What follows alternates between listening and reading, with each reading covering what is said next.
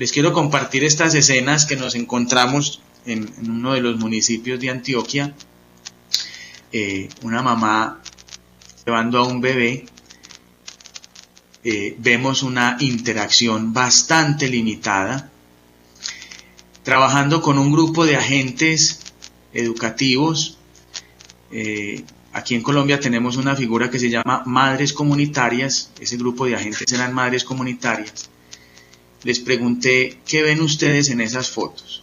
Y por supuesto que veían eso que todos estamos viendo de un bebé cargado, sin posibilidades ni siquiera de mirar el rostro de la mamá, mirando para el piso, y además el niño con el que también va esta persona, pues en algunos momentos casi descuidado. Pero hubo una mujer que me respondió algo que a mí me conmovió bastante.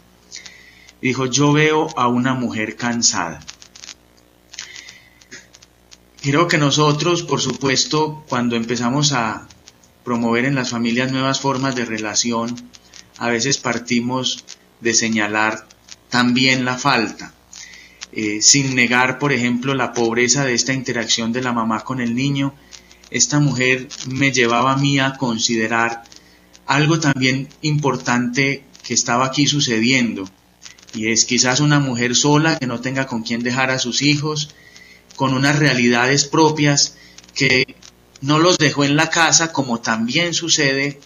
Hay casos donde niños de la edad del mayorcito que ustedes están viendo son a veces dejados solos, así sea por unos minutos, con bebecitos como el que esta señora está cargando, y hemos tenido tragedias por estas prácticas. En este caso la mamá se llevó a los niños y eso ya habla de una cierta inclusión y de un cierto reconocimiento. Y en este caso también es importante reconocer la perspectiva del adulto, que muchas veces no tiene los recursos, que no actúa por una negligencia malintencionada, sino tal vez por una ignorancia que no ha sido su elección, sino que no ha encontrado las oportunidades, los apoyos estatales, las posibilidades de mejorar sus prácticas, de mejorar su relación. Con seguridad que estas personas actuarían distintos si tuvieran un acompañamiento por parte nuestro y por parte de las instituciones, que a veces nos centramos demasiado en el niño y olvidamos el rol de la familia. Otro ejemplo de una participación que ni siquiera podría así llamarse, sino de una forma de reconocimiento falsa. Aquí vemos al niño y le pregunta a la mamá, ¿has cambiado hoy al niño? Espero que estén viendo bien la imagen.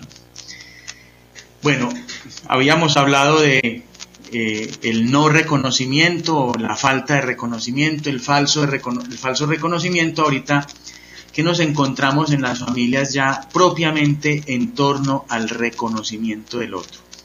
Un aspecto que nos llamó muchísimo la atención eran las narrativas en donde ellas nos hablaban de las negociaciones internas que en muchos casos sucedían en la familia para decidir o no la continuidad de la existencia del bebé y acogerle en el hogar.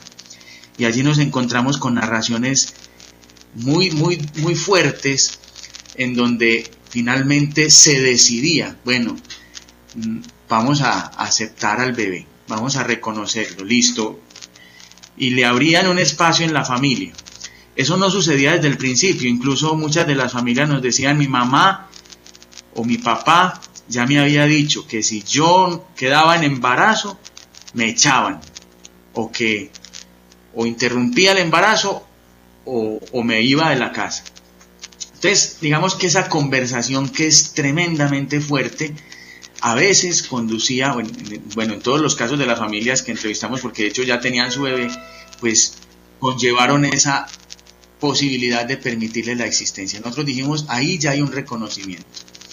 Otra de las formas de reconocimiento más bonitas que ya habíamos mencionado tenía que ver con la observación del bebé. Aquí, por ejemplo, nos está hablando la mamá de una bebé de 1 mes y nos dice, mire, todos los niños que yo he visto, cuando se los meten al baño, lloran, chillan. En cambio, ella como que le gusta que la dejen metidita en la bañera, porque mi mamá le echa agua y ella relajadita y es así, pues como que le encanta el agua. Eso sí he notado yo mucho.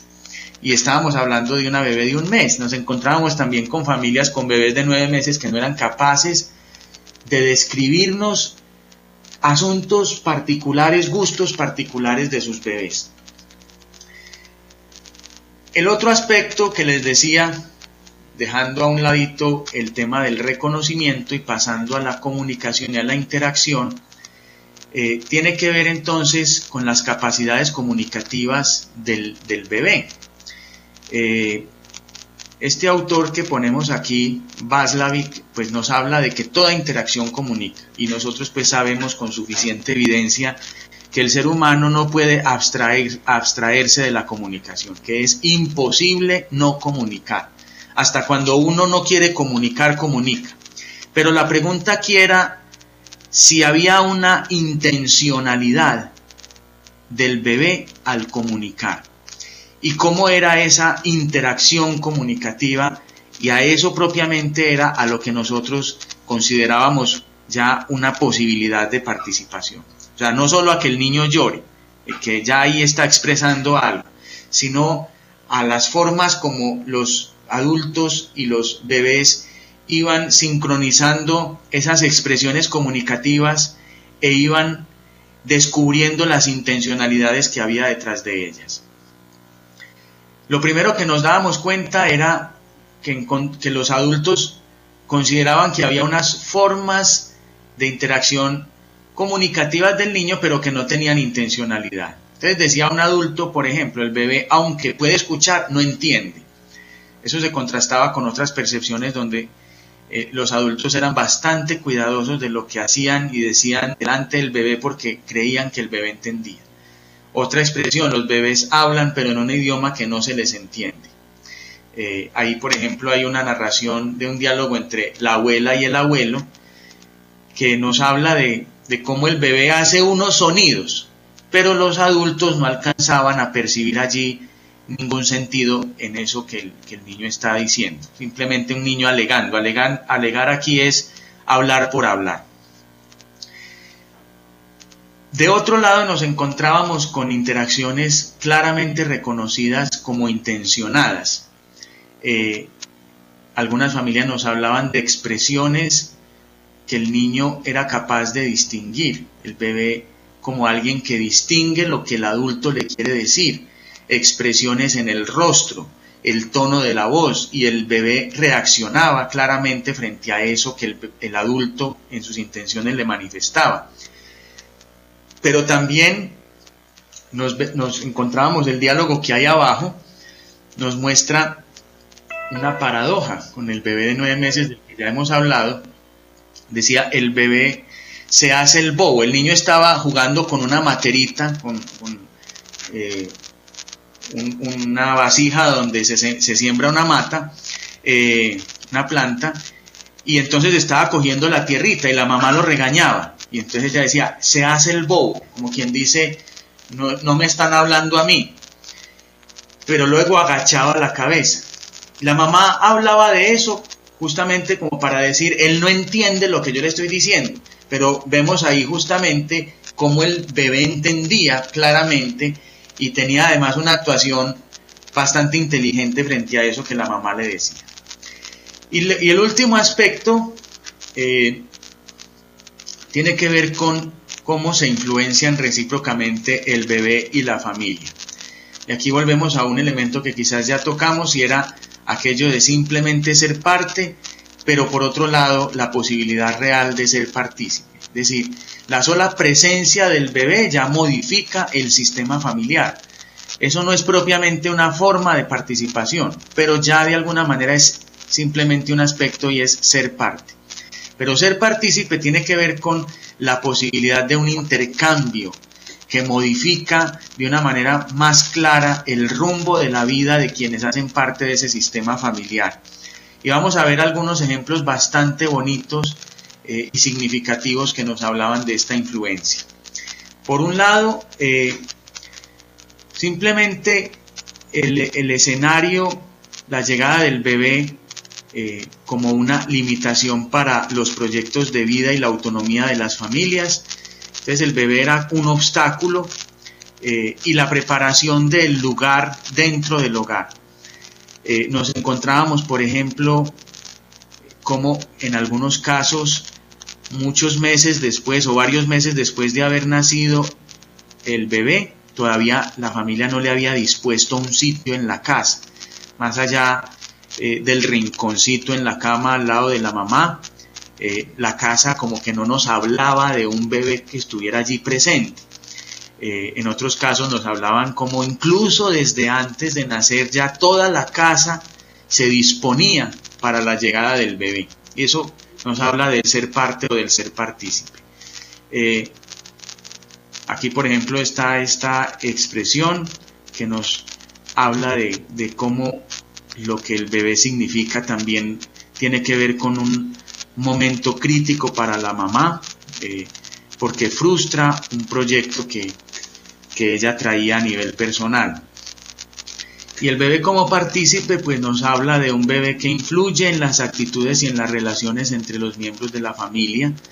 Nos hablaban, por ejemplo, de las familias, ya nosotros peleamos mucho, discutimos, etcétera, pero ya no lo hacemos con la intensidad y es más, evitamos hacerlo delante del bebé. Entonces es un bebé que ya empieza a incidir en las conductas, en el comportamiento de la familia, pero al mismo tiempo nos hablaban de cómo ese bebé empezaba a resignificar la vida de la mamá y de otros familiares.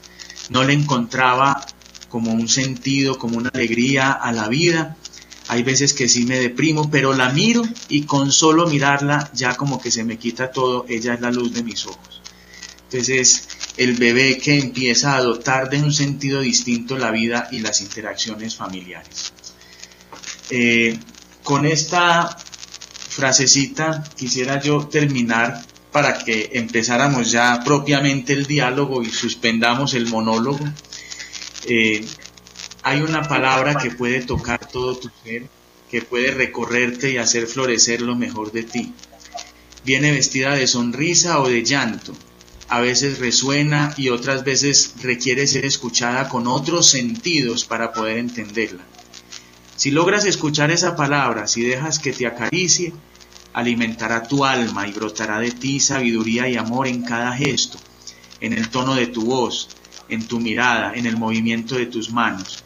Darás lo mejor de ti a cada niño y a cada niña que acompaña en tu vida. Voy a quitar ya la presentación y abierto a la conversación ya en este momento, al diálogo. Ok. Ahí está ya. Bien. Todos aprendemos ahora en Listo. en estas nuevas formas de interactuar. No sé si quieren alguien. Buenos días, Hernán. Soy Celsa García. Tuvimos la oportunidad de conocernos en Colombia unos días. ¿Qué tal? Claro, Celsa. ¿Qué tal? Qué gusto verte y escucharte. Igualmente, igualmente. Pues fíjate que con esto que compartes realmente, pues bueno, es muy motivante porque nos da también mayor claridad en cómo ir retomando una serie de conceptos para el trabajo que en este momento estamos realizando con algunos papás y que en otro momento también es motivante para compartirlo en otros espacios. Y tiene que ver con esta cuestión de poder reconocer la participación de los niños y las niñas desde una temprana edad y que podamos ir incorporando estos conceptos de participación que son muchísimo más amplios que quizás los que hemos estado, hablo en lo personal, de una manera mucho más limitada. En este sentido, tuve la oportunidad de trabajar con un grupo de papás hablando sobre los arreglos familiares que se tenían que implementar para la crianza bajo las condiciones de jornadas laborales largas.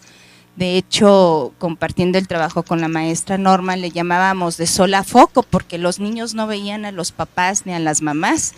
Entonces, ¿quiénes eran los que se tenían que estar coordinando para poder hacer un ejercicio de crianza?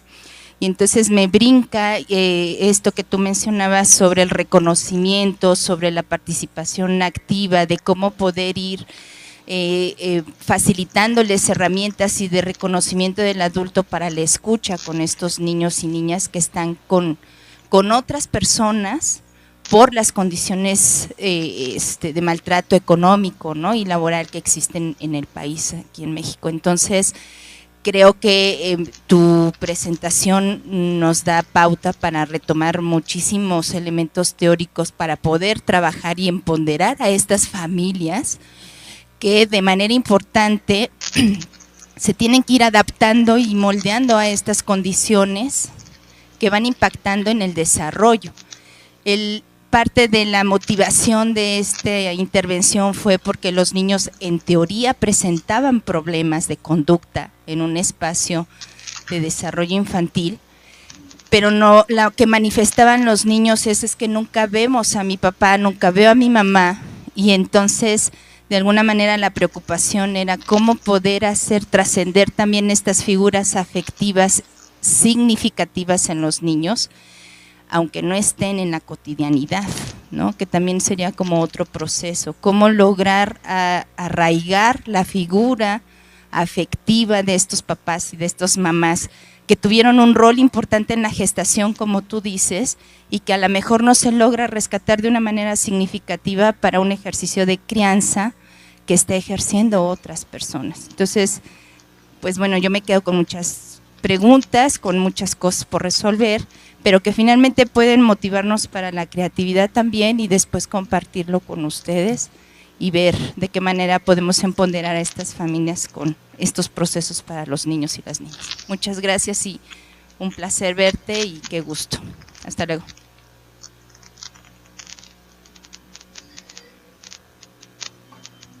Celsa, muchas gracias a ti. Solo quisiera comentar una cosita a partir de lo que dice Celsa, y agradezco mucho lo que nos planteas y cómo pones una realidad tan concreta de las familias como esa. Hace poco tuvimos una experiencia con un grupo de familias y me conmovió y me tocó muchísimo lo que nos narraba una mamá, porque en principio aparecía como una mujer que maltrataba, digamos, a sus hijos.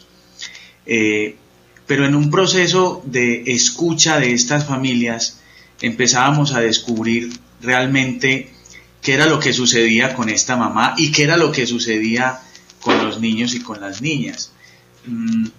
Yo creo que un punto de partida cuando hablamos de participación infantil tiene que ver con cómo creamos escenarios donde todos y todas nos escuchemos, donde nuestras realidades y nuestras historias concretas, así como suceden, son puestas allí para movilizar la solidaridad, el acompañamiento y la comprensión de los demás. Creo que es difícil pedirle a una mujer que nunca ha sido escuchada, que ha tenido que lidiar sola con sus tragedias humanas, que escuche al otro. La mejor forma de promover en ella su capacidad de escucha es escuchándola, es valorándola, es no juzgándola, es acogiéndola. Lo mismo con una maestra o con un maestro. Nos encontrábamos, por ejemplo, con narrativas de los maestros y maestras que decían: en la institución yo no tengo forma de opinar, lo que yo pienso en el centro infantil no es considerado, la voz del adulto, las directivas toman ellas solas las decisiones. Veíamos que la apuesta por la participación infantil nos tiene que llevar a pensar ambientes democráticos. Si el adulto no es escuchado, va a tener una dificultad para escuchar al otro.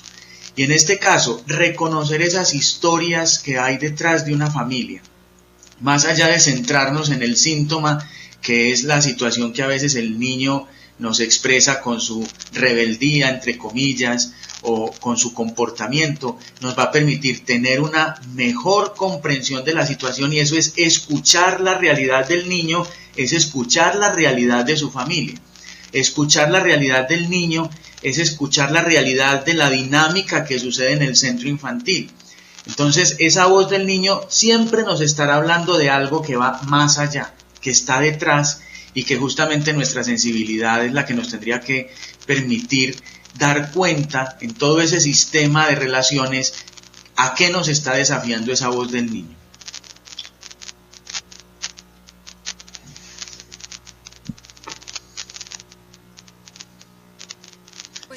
No sé si hay otros aportes, otras preguntas, comentarios. Claro. Ok. Dice Lorena, no es pregunta, es compartir mi admiración y me conmovió profundamente la reflexión que nos ha regalado Hernán y por la propuesta profundamente humana y psicológica que ha realizado. Mil gracias. A ti, Lorena, por dejarte tocar. Tienes nuevos fans aquí. Germán, si quieres chatear. Y ustedes aquí. Bueno, Lorena, ¿me escuchó? Sí, claro. Sí te escucha, nada más que luego ¿sí? Con esto. Bien, bien. Es la que tiene, bueno, es donde está el bebé. Okay, bueno. Dice Germán, dice, hola, buenos días, gracias por la intervención, Hernán. Ahorita está escribiendo.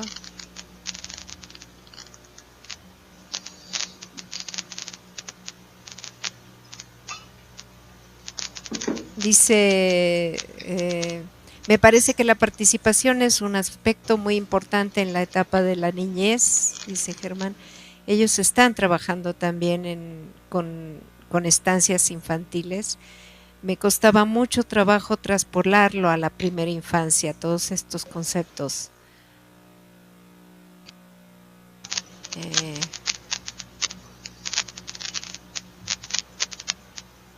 Pero con la plática de ahora, yo creo que queda más que claro la pertinencia de todo esto. Me da más indicadores sobre cómo se puede hacerlo. Por ejemplo,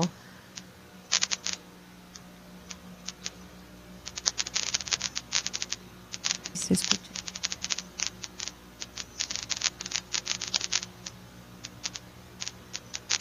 Como ante algo que le conviene al niño, como las vacunas,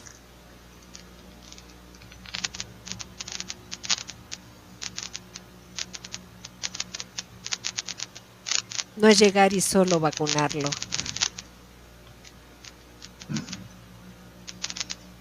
Sino hacer un trabajo de sensibilización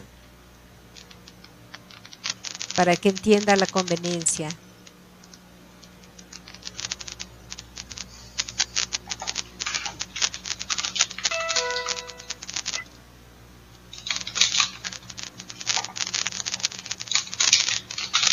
De que eso es algo bueno para ella de esa manera.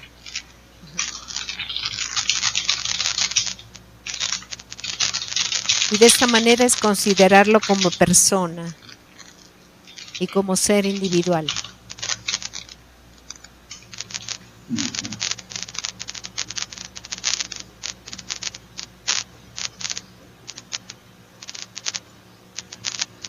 Tú ya ahí le agregaste su participación y tú, Hernán, dices, para que podamos nosotros también comprender lo que significa para el niño y la niña. Exacto, es dejarse tocar, ¿no? Como dices, Hernán.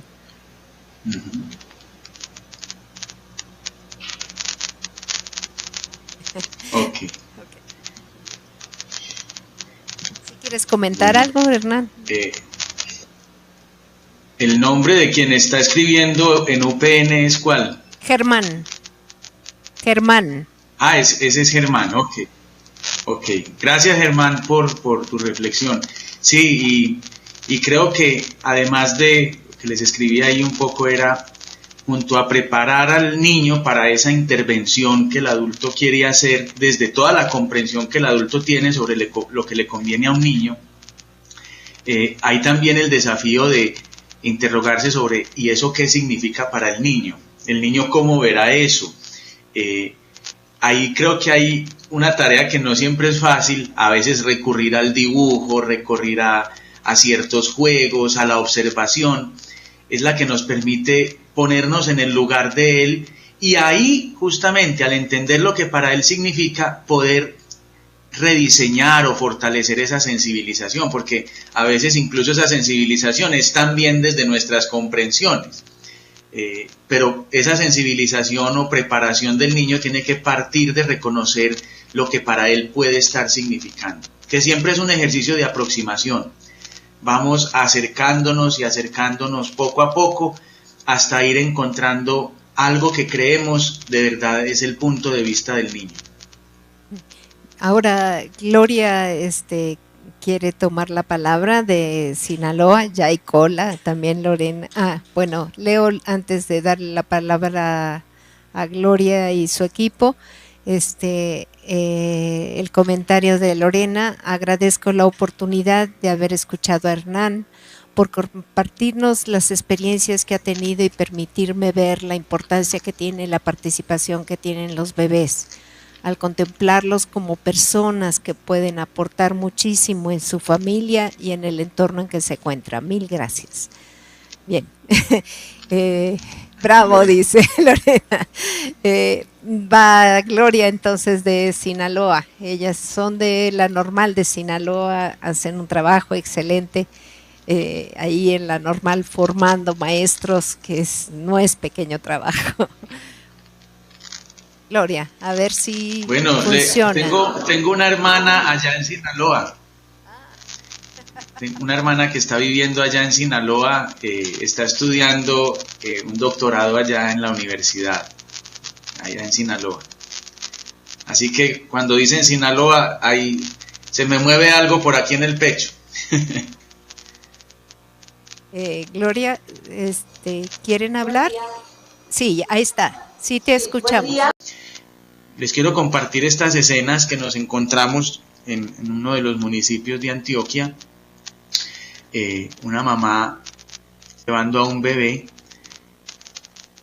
Vemos una interacción bastante limitada, trabajando con un grupo de agentes educativos.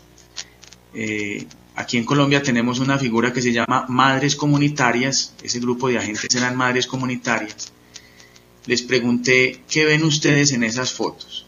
Y por supuesto que veían eso que todos estamos viendo de un bebé cargado, sin posibilidades ni siquiera de mirar el rostro de la mamá, mirando para el piso, y además el niño con el que también va esta persona, pues en algunos momentos casi descuidado. Pero hubo una mujer que me respondió algo que a mí me conmovió bastante. Sucedía desde el principio, incluso muchas de las familias nos decían, mi mamá o mi papá ya me había dicho que si yo quedaba en embarazo, me echaban, o interrumpía el embarazo o me iba de la casa.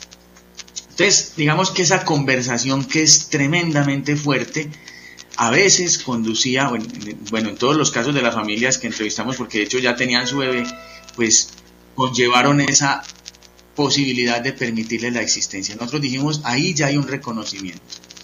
Otra de las formas de reconocimiento más bonitas que ya habíamos mencionado tenía que ver con la observación del bebé.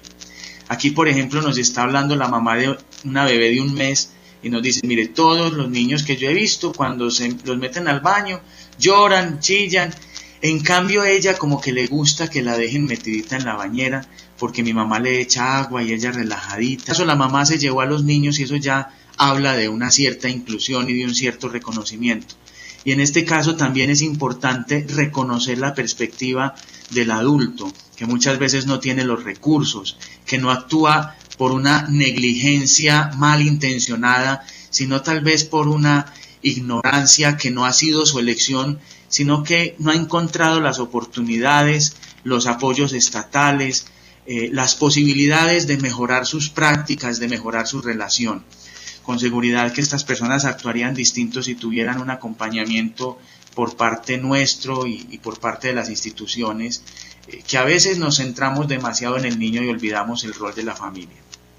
Otro ejemplo de una participación que ni siquiera podría así llamarse, sino de una forma de reconocimiento falsa.